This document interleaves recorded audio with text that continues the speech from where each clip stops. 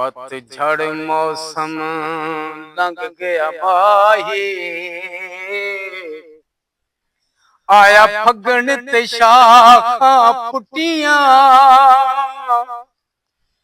भंवरे रक्स करन फुल टहकन, अते बुलबुल मौजां लुटियां। विछड़ियां कूंजां सब घर आया, जेड़ियां रिज़्क बहाने पुटियां।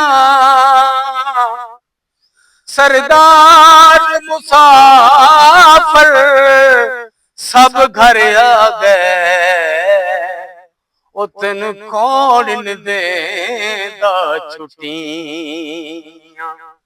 सरदार मुसाफिर सब घर आ गए, तेन कौन देंदा छुट्टियां।